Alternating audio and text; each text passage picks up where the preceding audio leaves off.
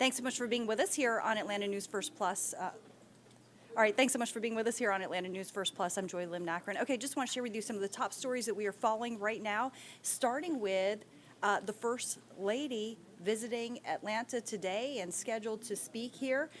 So she is expected to speak at Morehouse School of Medicine at their 13th annual Women's Heart Healthy Luncheon at the Georgia Aquarium.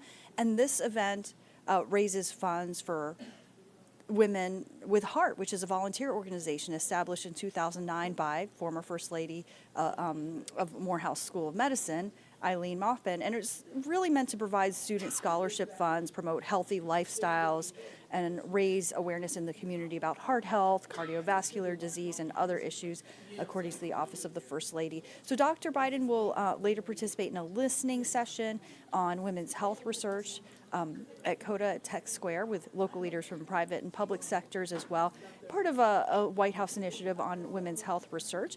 And you know, we have a crew actually headed to the airport. Our Doug Reardon headed to the airport right now to, capture her arrival and follow the events of the day. And, we're going to bring you the latest. We're going to live stream the event as well. So you'll be able to watch that on Atlanta News First Plus or atlantanewsfirst.com.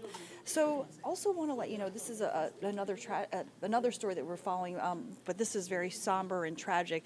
But we are learning more now about the case of a baby that was decapitated at birth. So attorneys for the family of this baby are expected to speak out after the Clayton County Medical Examiner did rule the newborn's death a homicide. On Tuesday, as we reported to you, the medical examiner's office released the cause of death of Travion Taylor almost 7 months after his mom, 20-year-old Jessica Ross, experienced complications during the birthing process. Now, according to a lawsuit filed on behalf of this newborn's parents, the baby's shoulders actually got stuck in the birthing canal, at which point a doctor allegedly performed a cesarean section but was too late and applied excessive tension on the baby's head, causing it to somehow detach from the body. Really horrific details and so heartbreaking for this family.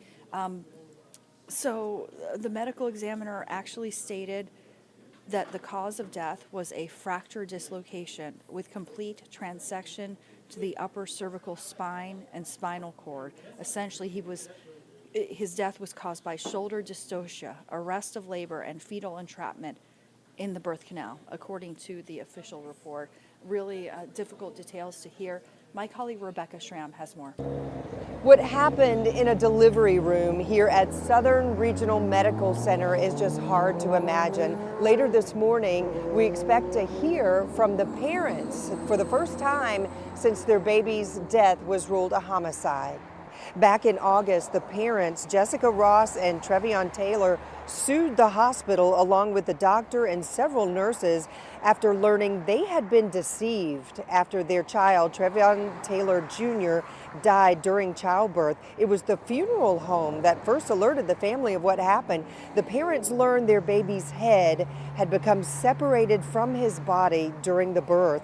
The Clayton County Medical Examiner's office announced Tuesday that the manner of death for baby Travion Taylor was a homicide, that while trying to work through a rare birth complication, the doctor put too much pressure on the baby's neck and head, causing the decapitation. Here's what the director of the Clayton County Medical Examiner's office told us a few months ago as investigators worked on finding exactly what happened. So many people looking at this from so many different angles that are completely independent from each other. I have no doubt that the truth will come out, and the public should rest assured that they'll get an honest answer and an honest review of what happened. Now that the baby's death has been ruled a homicide, the question is, will anyone be criminally charged? We expect to hear from the parents at 11 o'clock this morning. They'll have their attorneys at their side. We will have updates on this developing story throughout the day. Near Riverdale, Rebecca Schramm, Atlanta News First. So as Rebecca mentioned, that news conference will begin at 11 a.m. We're going to stream it for you live here on Atlanta News First Plus. And, again, we are expecting to hear from the attorneys and the family of that baby who was decapitated at birth.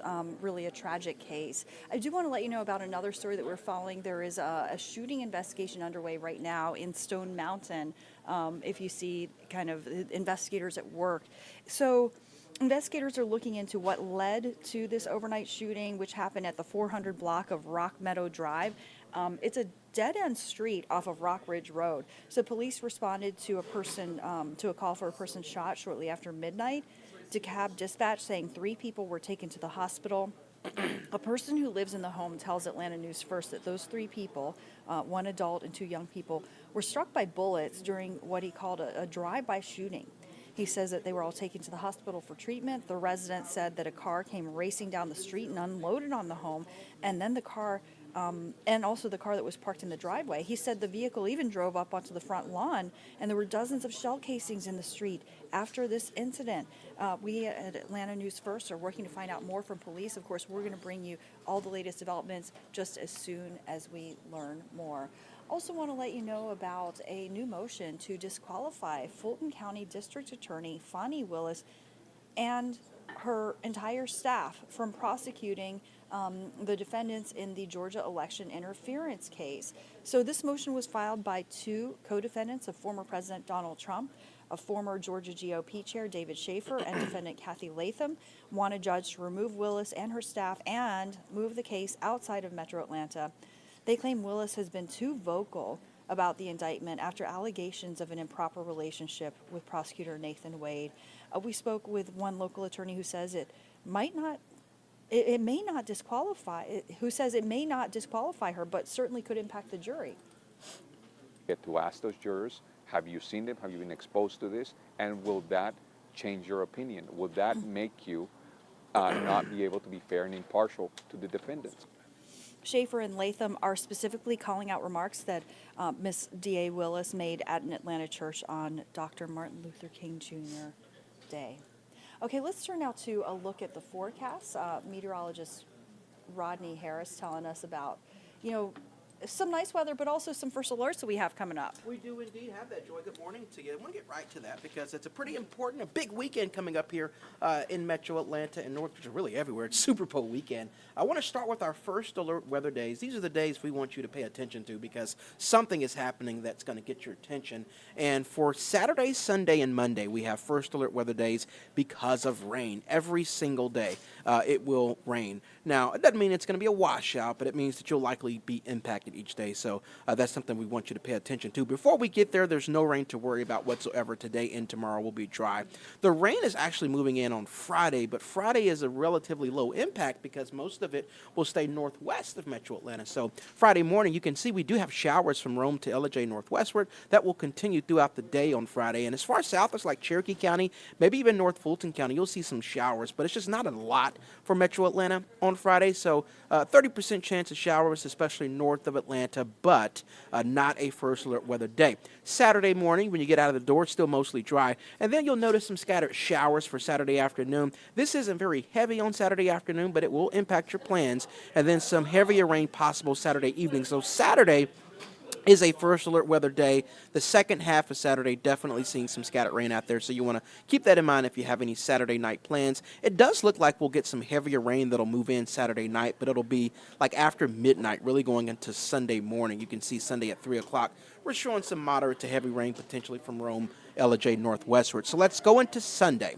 Sunday morning, when you get out the door, if you're going to church or if you're headed out to brunch on Sunday, there will be scattered showers out there. So that is a first alert weather day. Now, our models have consistently shown this rain moving south of Atlanta Sunday afternoon.